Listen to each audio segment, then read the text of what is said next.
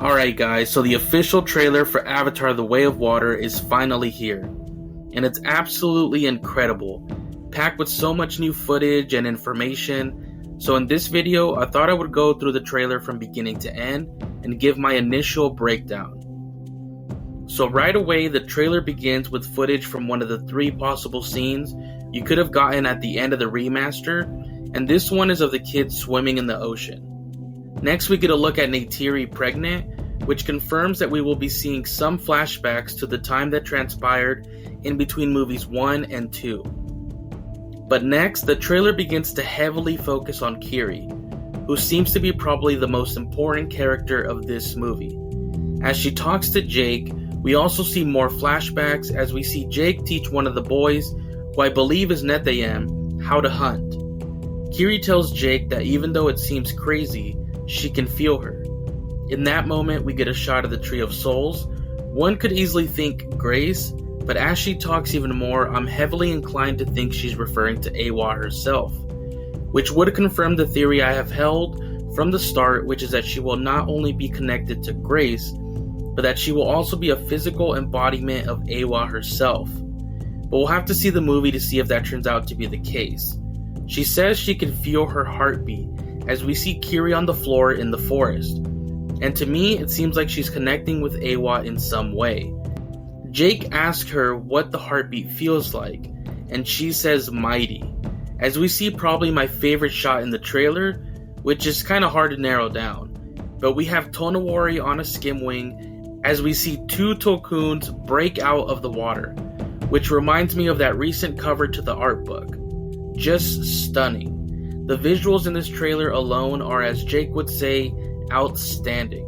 We see the same shot from the teaser of them entering the Cove of the Ancestors next, but we'll see another shot of it later on. More great scenes of them riding on Ilus, but then we get our first look at some action as we see RDA soldiers running on the deck of what seems like a ship on fire.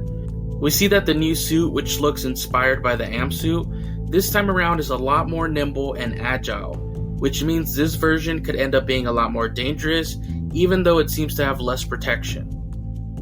Another great shot is Recom Quaritch holding what seems to be the skull of his human body and crushing it. The new picture we received yesterday confirmed that he would be in the same area where his body died, as he was seen staring at the AMP suit. Then we have Tonowari telling Jake that they cannot let them bring their war with the RDA to the Metkayina clan, as we see the Sully family on the beach with the Metkayina. We have Loak telling Tsireya that all anyone sees is Outcast, as she replies, "I see you," which gives even more hints that those 2 will get together going forward. Then we get a shot of what looks to me as a Tree of Souls for the Metkayina, but underwater. Maybe different regions throughout Pandora will have their unique version of the Tree of Souls, which makes sense since it's not like every Na'vi clan throughout all of Pandora came to that one location of the Tree of Souls that we know from the first movie. If so, the Metkayina would already know all the clans throughout Pandora. Earlier in the trailer, we even saw Kiri connect with one of these giant leaves. And another beautiful shot here, which to me looks like the Cove of the Ancestors, again as we see the same floating rocks on the sides. Next we get our first look at the Sea Dragon, which is the mothership of the sea for the RDA, that will also house a lot of the smaller craft and could be used for harvesting Pandoran sea creatures, since it seems very reminiscent to a whaling ship.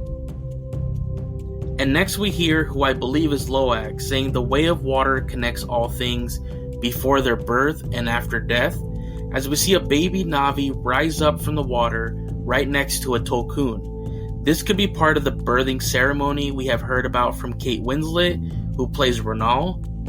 Next we see that the RDA burns down at least a portion of the Metkayina village, as we also see what looks to be a dead Ilu floating in the water.